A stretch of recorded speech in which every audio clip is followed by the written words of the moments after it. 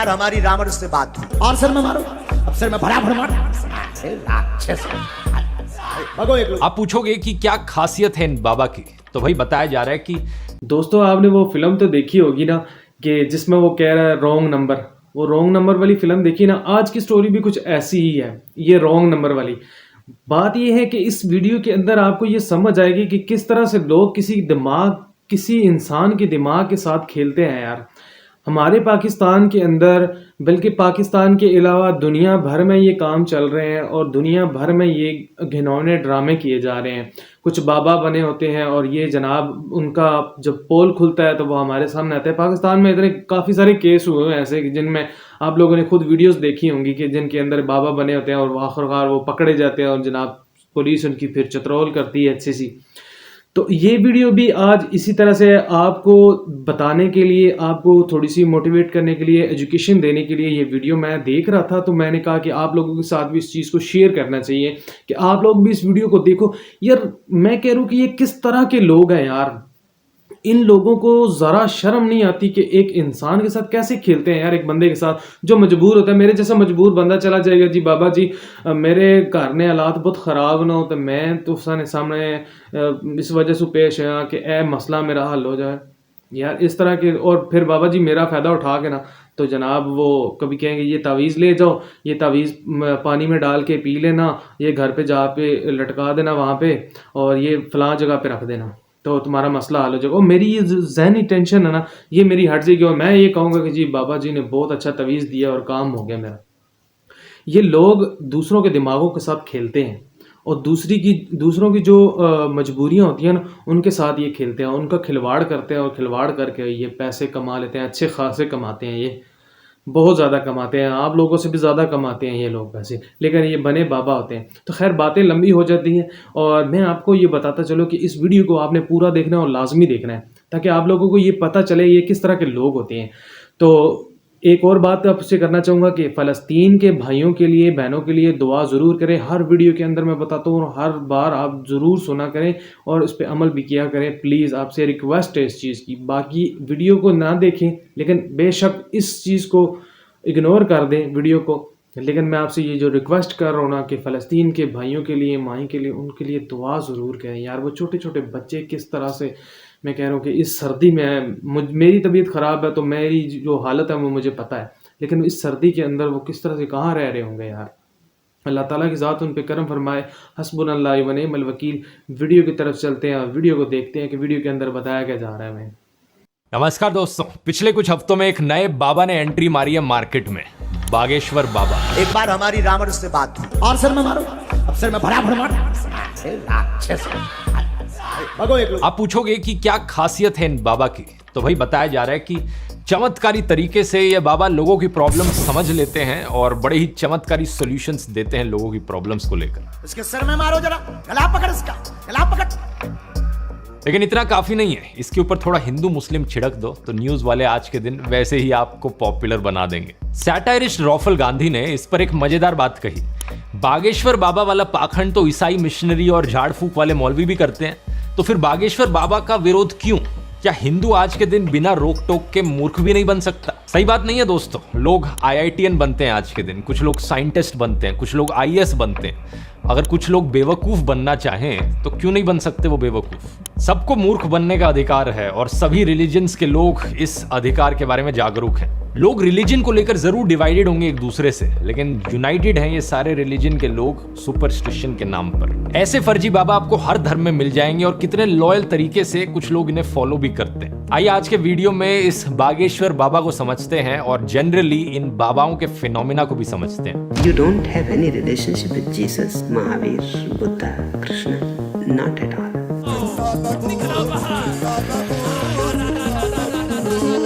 They teach you to love Jesus.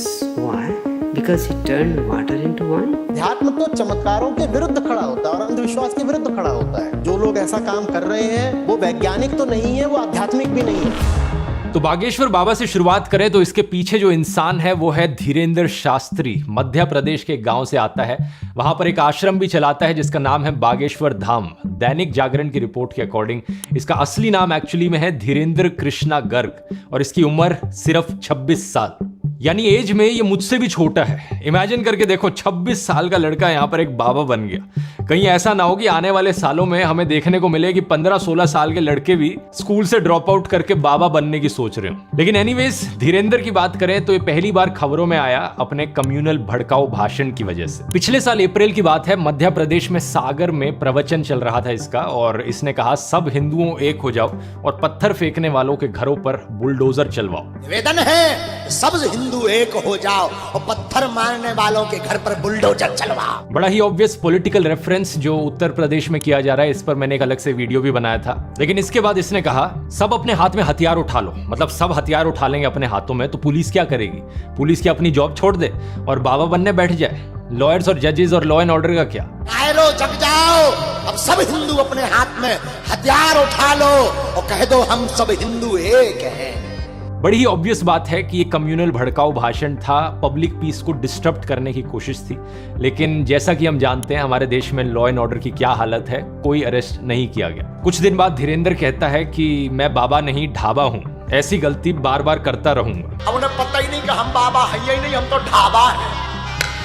अब मानो law and order का अपमान करना काफी नहीं था, धीरेंद्र अगली बार फिर से खबर में आता है एलिजिडली अनटचेबिलिटी प्रैक्टिस करने के लिए। इस वीडियो को देखिए जहां पर इसके डिवोटीज इसके पैरों पर गिर जाते हैं और ये अपने पैर आगे करता है इसके लिए। चलो पल्लू मैं बाहर और पल्लू एक में। अब ये तो चलो फिर भी आम बात है, लेकिन एक और केस में जहां पर एक और बंदा इसके पैरों पर गिरने आया तो इसका रिएक्शन कुछ अलग था।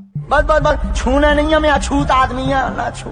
अब अगर इसके रीसेंट एपिसोड पर आए तो हाल ही में धीरेंद्र नागपुर आया था राम कथा के लिए, और यहां पर इसने वही किया जो ये नॉर्मली करता है, लोगों के दिमाग को पढ़ना, माइंड रीड करना और अपने बड़े ही चमत्कारी सॉल्यूशंस प्रोवाइड करना लोगों की प्रॉब्लम्स के। यहां पर हमारी कहानी में एंट्री होती है श्याम मानव की। श्याम मानव नेशनल कन्वेनर है महाराष्ट्र अंधश्रद्धा निर्मूलन समिति के। ये एक ऑर्गेनाइजेशन है जिसे 1980s में नरेंद्र दाभोलकर के द्वारा फाउंड किया गया था। जैसा कि आप इसका नाम सुनकर ही समझ सकते हो, इस ऑर्गेनाइजेशन का पर्पस था अंधविश्वास और सुपरस्टिशन के अगेंस्ट फाइट करना। लेकिन अगस्त 2013 में अनफॉर्चुनेटली क्या होता है कि नरेंद्र दाभोलकर की गोली मारकर हत्या कर दी जाती है। पुणे में ये मॉर्निंग वॉक पर निकले थे एक दिन। ऑब्वियसली इसके पीछे कट्टर लोग रिस्पॉन्सिबल होते हैं, लेकिन अच्छी चीज ये होती है कि 4 महीने बाद दिसंबर 2013 में महाराष्ट्र में एक लॉ पास किया जाता है ह्यूमन सैक्रिफाइस, सुपरस्टिशन और ब्लैक मैजिक के अगेंस्ट। ये इस ऑर्गेनाइजेशन के लिए एक बहुत बड़ी जीत थी, क्योंकि सालों से ये कैंपेनिंग चल रही थी सुपरस्टिशन और ब्लैक मैजिक के खिलाफ एक कानून बनाया जाए। नरेंद्र दाभोलकर के बाद इस काम को आगे कंटिन्यू रखते हैं श्याम मानव। ये ऑर्गेनाइजेशन के साथ शुरू से ही रहे हैं जब से इसकी इंसेप्शन हुई है, और ये अपने आप को एक सनातनी हिंदू कहते हैं, ठीक उसी तरीके से जैसे गांधी जी और स्वामी विवेकानंद भी अपने आप को सनातनी हिंदू मानते थे। एक तो अपने आप को सनातनी हिंदू कहता हूँ, महात्मा गांधी भी अपने आप को सनातनी हिंदू कहते थे और स्वामी विवेकानंद जी भी अपने आप को सनातनी हिंदू कहते थे। ये कहते हैं कि ये किसी भगवान या किसी के धर्म के खिलाफ नहीं है, बल्कि ये उस लूटमारी और उस फ्रॉड के खिलाफ है जो धर्म के नाम पर हो रही है। जो इनका काम है वो अकॉर्डेंस में है कॉन्स्टिट्यूशन ऑफ इंडिया के। दैनिक भास्कर की एक रिपोर्ट हमें बताती है कि श्याम मानव 200 से ज्यादा बाबाओं का भांडाफोड़ कर चुके हैं। इनका पहला बड़ा केस था लेजेंडरी शकुंतला देवी को लेकर, जिन्हें ह्यूमन कंप्यूटर नाम से जाना जाता है। श्याम मानव कहते हैं कि ये उनके मैथमेटिक्स प्रोग्राम्स के खिलाफ नहीं थे, लेकिन धीरे धीरे उन्होंने एस्ट्रोलॉजी और फ्यूचर प्रेडिक्शन जैसी चीजें शुरू कर दी थी, तब उनका इन्होंने भांडाफोड़ किया। पुलिस ने शिकायत दर्ज करी और FIR भी लिखी गई। जिस कार्यक्रम से वो नागपुर आई थी उस कार्यक्रम को छोड़ के उन्हें भागना भी पड़ा। शकुंतला देवी, जिनका नाम Guinness book of world records में रिकॉर्ड हुआ था, वो नागपुर में आई, उसने एडवर्टाइजमेंट शुरू की, God can tell correct fortune, so can Shakuntala Devi. ये पहला बड़ा केस था इनका, और शकुंतला के चमत्कार और उनकी भविष्यवाणी सब बंद हो गई इसके बाद। एक और बड़ा केस था इनका फॉरेन मिशनरीज को लेकर। ये बताते हैं कि कैसे 5 मिशनरी नागपुर आए हुए थे। एक ऐसी सभा करते हैं वो जहां पर अंधे को दिखने लग जाता है, बहरे को सुनने लग जाता है, ऐसे चमत्कारों का दावा करते हैं। उस वक्त इन्होंने 1986 के ड्रग्स और रेमेडीज एक्ट का इस्तेमाल किया अपनी फाइट करने के लिए। उस कानून के तहत इन्होंने इन 5 मिशनरी के खिलाफ शिकायत दर्ज करी, और देश में पहली बार ऐसा हुआ कि 4 विदेशी मिशनरियों को अरेस्ट किया गया। तो अपनी अभी की कहानी पर वापस आए तो धीरेंद्र शास्त्री नागपुर जाते हैं। श्याम मानव को पता चलता है कि ये राम कथा के लिए गए हैं। इन्होंने कहा ये तो अच्छी चीज है और इसे वेलकम किया जाना चाहिए, लेकिन फिर इन्हें पता चलता है कि ये बाबा अपना दिव्य दरबार होल्ड करते हैं, जहां पर ये चमत्कार करते हुए दिखाते हैं। कहा जाता है कि ये नागपुर में 7 और 8 जनवरी को होगा। तो मुझे सबसे पहले कहा गया कि उनका राम कथा का आयोजन है। मैंने कहा अच्छी बात है, उसका तो स्वागत होना चाहिए। लेकिन लोगों ने ये ध्यान में ला के दिया कि उनका दिव्य दरबार के काफी वीडियोज उपलब्ध है, इसलिए मैंने उसकी तरफ ध्यान दिया। मेरी बड़ी टीम है, उन टीम को मैंने भिड़ा दिया। 40-50 वीडियोज उन्होंने खंगाले और उनके ध्यान में आया कि इसमें काफी कानूनन उल्लंघन होता है। इस चीज को लेकर ये पुलिस को इन्फॉर्म करते हैं, उन्हें प्रूफ देते हैं और पुलिस को कहते हैं कि प्लीज एक्शन लो इस चीज को लेकर, लेकिन पुलिस कोई एक्शन नहीं लेती। बाद में एक्चुअली में नागपुर की पुलिस बाबा को क्लीन चिट भी दे देती है, ये कहते हुए कि इन्होंने सारे एविडेंस को एग्जामिन कर लिया है और इन्हें कुछ भी ऐसा नहीं मिला जो ब्लैक मैजिक एक्ट के अगेंस्ट हो। तो श्याम मानव पुलिस को इन्फॉर्म करने के अलावा धीरेन्द्र को चैलेंज भी करते हैं। 2 चैलेंजेस होते हैं। पहला होता है कि एक कमरे में 10 लोग हैं, उन 10 लोगों का नाम, उनके पिता का नाम, उनकी एज और उनका फोन नंबर बताओ भाई। और दूसरा चैलेंज होता है कि एक बगल के कमरे में रखी 10 चीजों के बारे में बताया जाए कि कौन सी चीजें रखी हैं कमरे में। श्याम मानव कहते हैं कि अगर बाबा ने 90% एक्यूरेसी के साथ भी जवाब दे दिया तो उन्हें 30 लाख रुपए का इनाम देंगे ये। और अगर ये चैलेंज जीत गए तो श्याम मानव अपना माथा उनके पैरों पर टिका देंगे, माफी मांगेंगे और अपनी पूरी ऑर्गेनाइजेशन को बंद कर डालेंगे। तो आगे क्या होता है? क्या बागेश्वर बाबा इस चैलेंज को एक्सेप्ट करते हैं? इवेंट के पोस्टर पर लिखा था दोस्तों कि ये इवेंट 13 जनवरी तक चलेगा, लेकिन धीरेन्द्र नागपुर की ओर निकल लेता है 11 जनवरी को ही। श्याम मानव इसे भगोड़ा करके पुकारते हैं कि चैलेंज एक्सेप्ट नहीं कर पाया इसलिए ये निकल लिया। कुछ हिंदुत्व ऑर्गेनाइजेशंस को इससे बड़ी तकलीफ हो जाती है और वो श्याम मानव का पुतला जलाने लगते हैं। इसके बाद एक्चुअली में श्याम मानव को डेथ थ्रेट्स भी दिए जाते हैं कि नरेंद्र दाभोलकर के साथ जो हमने किया था वो तुम्हारे साथ भी करेंगे, अनदर नरेंद्र दाभोलकर। फॉर्चुनेटली तब से उन्हें सिक्योरिटी कवर जरूर दे दिया गया है। धीरेन्द्र शास्त्री के डिफेंस में उसका कजन लोकेश गर्ग आता है जो कहता है कि उसे भी डेथ थ्रेट्स मिले हैं। धीरेन्द्र शास्त्री की परिवार सहित 13वीं की तैयारी कर लो। बागेश्वर धाम को भी सिक्योरिटी दी जाती है। लेकिन चैलेंज का क्या? धीरेन्द्र अपने रिस्पॉन्स में कहता है कि वो भागा नहीं, राम कथा जो थी वो 11 जनवरी तक ही चलनी थी और अगर श्याम मानव को चैलेंज देना है तो वो रायपुर में आकर चैलेंज दे दे। 3 तारीख को हम पहले ही ये कह चुके कि हम 7 दिन की कथा है, सब कथाएं हमने 2-2 दिन की काट दी। तो हम आपको कहेंगे श्याम मानव जी, आपको अनुभव करना है तो दरबार में रायपुर में आइए, आगे बागेश्वर धाम पर लगेगा, वहां आइए। श्याम मानव अपने YouTube चैनल पर एक वीडियो रिलीज करते हैं इसका रिस्पॉन्स देते हुए। वो कहते हैं दिव्य दरबार में फ्रॉड एंड प्रूफ कंडीशंस के तहत उन तक कोई भी जानकारी ना पहुंचे, इस ढंग से वातावरण हम निर्माण नहीं कर सकते हैं। इसलिए नागपुर में ही ये चुनौती बहुत अच्छे ढंग से पारित हो सकती है। इसके पीछे 2 कारण हैं। महाराष्ट्र में जिस ढंग की पुलिस यंत्रणा काम करती है, जिस ढंग की लॉ एंड ऑर्डर सिचुएशन है, उसके कारण नंबर 1। दूसरी चीज उन्होंने ये कही कि महाराष्ट्र के home minister Devendra Fadnavis actually में बाबा के प्रोग्राम में गए थे, तो बाबा के और होम मिनिस्टर जी के बड़े अच्छे रिलेशन है पहले से। तो नागपुर में अगर चैलेंज किया जाता है, ना ही बाबा की साइड से ना ही श्याम मानव की साइड से कोई भी गड़बड़ हो सकती है। क्या लगता है आपको दोस्तों? देखो, मुझे तो लगता है कि धीरेन्द्र बाबा को चैलेंज एक्सेप्ट कर लेना चाहिए। बागेश्वर बाबा जैसे इंसान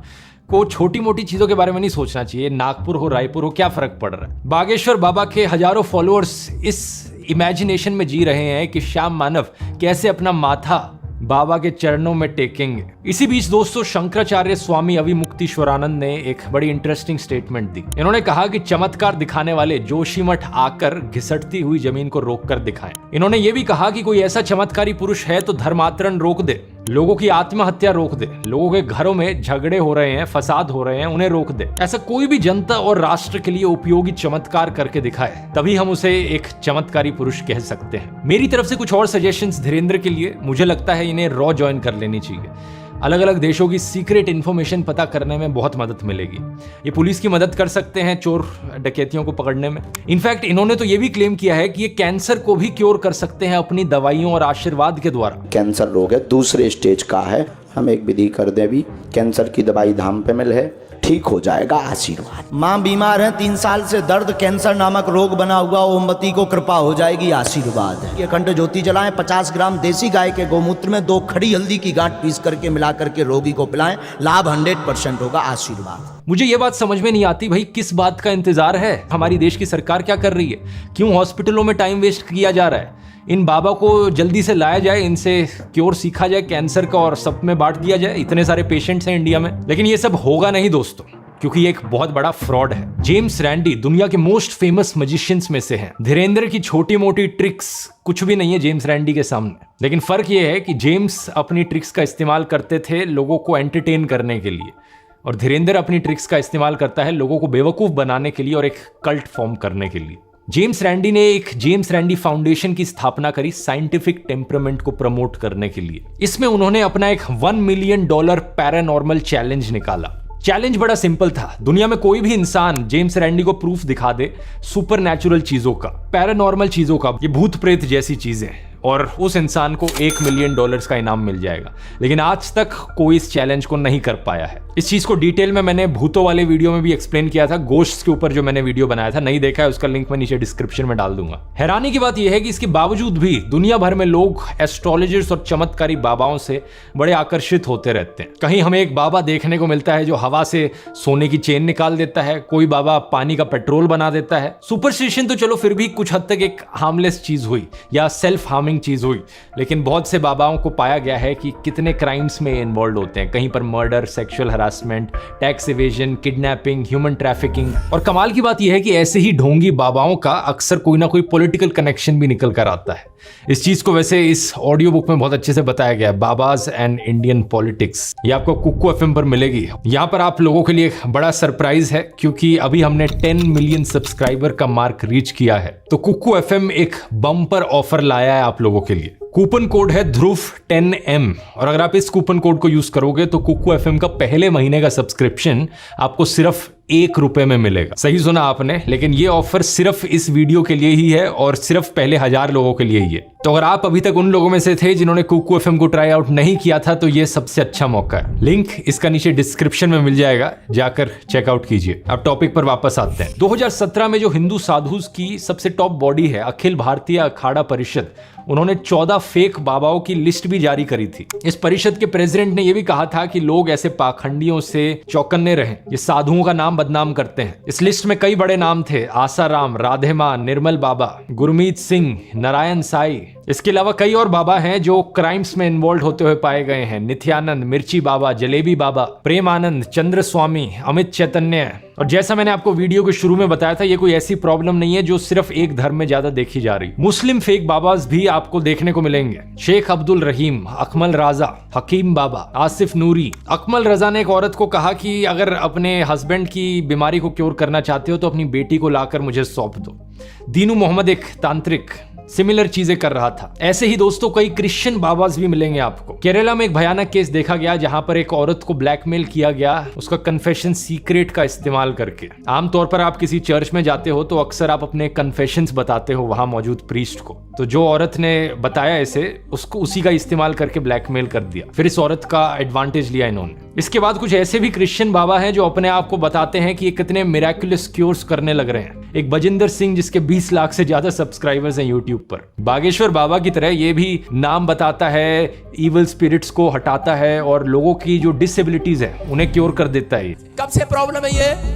एक साल हो गए। 1 साल से। देख मेरे हाथों की तरफ देख और विश्वास कर, उठ, कोशिश कर, शाबाश, चल शाबाश। दौड़ेंगे दौड़ेंगे लंगड़े भी दौड़ेंगे दौड़ेंगे दौड़ेंगे।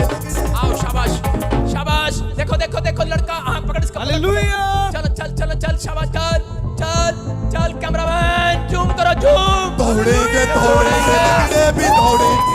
लिरिक्स देखे आपने वीडियो के?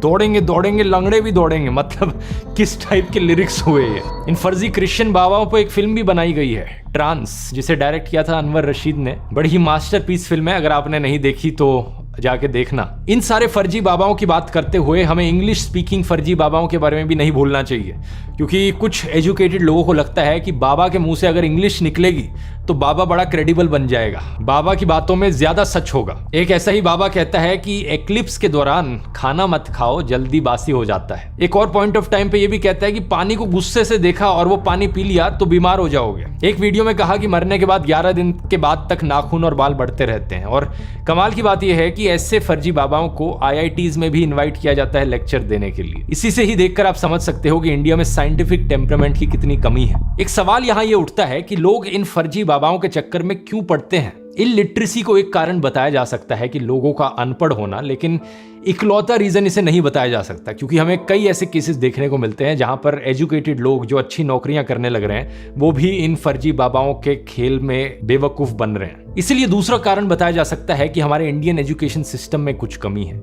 लोगों की क्रिटिकल थिंकिंग पर फोकस नहीं किया जाता, सिर्फ रट्टा मारने पर फोकस किया जाता है। यही कारण है कि आज के दिन हमें यूट्यूब इन्फ्लुएंसर्स भी ऐसे देखने को मिलते हैं जो IIT ग्रेजुएट्स हैं, लेकिन कहते हैं कि हवन से एयर प्यूरिफाई हो जाती है। मतलब कंबशन के बेसिक लॉज को केमिस्ट्री में स्कूल में पढ़ तो लिया, एग्जाम में लिख भी आए, उसे अच्छे से पास भी कर लिया, लेकिन उनकी कोई अंडरस्टैंडिंग नहीं ली। तीसरा कारण है फेथ का मतलब कि बस यकीन करो किसी चीज में, ज्यादा सोचने की जरूरत नहीं, कोई सवाल करने की जरूरत नहीं, कोई डाउट करने की जरूरत नहीं, बस बिलीव करो।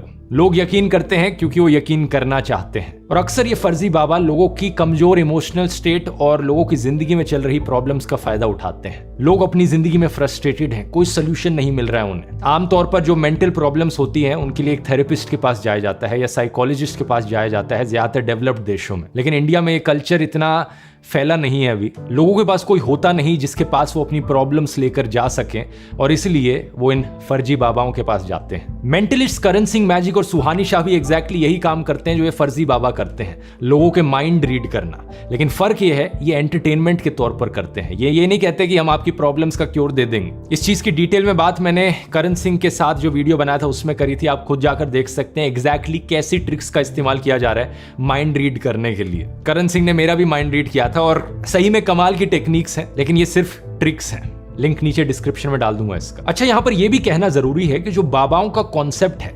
इनहेरेंटली उसमें कुछ गलत नहीं है, ये एक बड़ा ही अच्छा कॉन्सेप्ट है। कुछ ऐसे लोग जो स्क्रिप्चर्स को पढ़ते हैं उन्हें जिंदगी के बारे में स्पिरिचुअल अंडरस्टैंडिंग मिलती है, और वो एक लाइफ कोच की तरह काम करते हैं, एक पर्सनल काउंसलर की तरह काम करते हैं। ये पुराने जमाने में बहुत होता था, और तब कोई फीस चार्ज नहीं करी जाती थी। ये एक सेल्फलेस सर्विस होती थी जो असली बाबा देते थे। हिंदू भिक्षु, बौद्ध भिक्षु, जैन भिक्षु, मुस्लिम फकीर, इतिहास में हमने कई ऐसे लोग देखे। आदि शंकराचार्य, बाबा फरीद, कबीर, गुरु नानक, बाबा बुल्ले शाह, स्वामी दयानंद सरस्वती, स्वामी विवेकानंद और जिड्डू कृष्णमूर्ति। लेकिन हाल ही में ट्रेंड सा आ गया है कि निकम्मे लोग बाबा बनने शुरू हो गए। इन फर्जी बाबाओं के पास कोई लाइफ एडवाइस नहीं है लोगों को देने को, ये बस बेवकूफ बनाना जानते हैं अपना धंधा चलाने के लिए। जो भिक्षा का कॉन्सेप्ट था वो भीख के कॉन्सेप्ट में बदल गया। इसी रीजन से दोस्तों इन फर्जी बाबाओं को एक्सपोज करना बहुत जरूरी है। लोगों को इन पाखंडी बाबाओं से बचाना बहुत जरूरी है। ये धर्म के लिए अच्छा होगा, साइंस के लिए अच्छा होगा। इस वीडियो को अपने परिवार और दोस्तों के साथ शेयर कीजिए ताकि वो भी सच जान सके। तो वीडियो में आपने देखा होगा कि किस तरह से लोग दिमागों के साथ खेलते हैं, और जनाब बड़े अच्छे तरीके से, बड़े शातिर से